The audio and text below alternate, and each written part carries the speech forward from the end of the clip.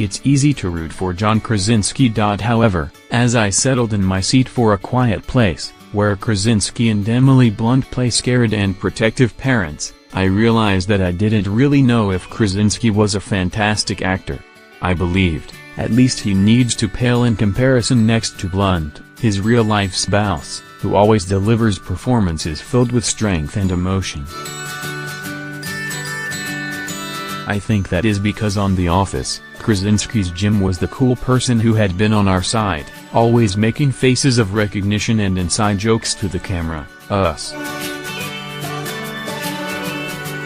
Turns out, he's a perfectly capable actor. And the surprise twist, I didn't realize until the end credits of A Quiet Place that Krasinski was actually the director of the film, too.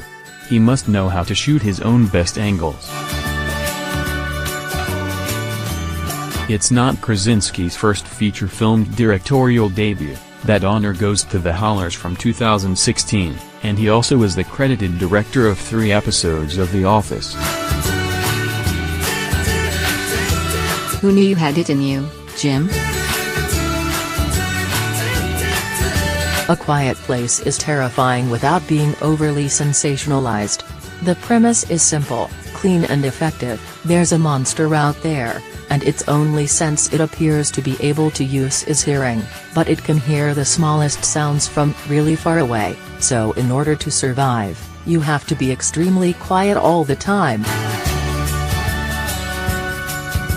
I thought of one of my dear mentors from college, a biology professor, and wondered what he would say about the probability of a creature evolving with extremely attuned hearing but with no apparent sense of smell or sight.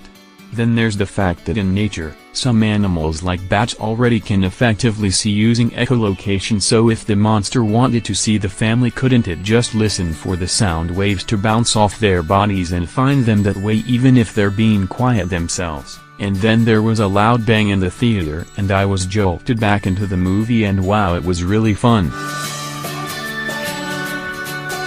Because that's the thing about A Quiet Place. The believability of the premise matters as much as it does in old-school monster movies. And anyway, it's believable because the actors make it believable.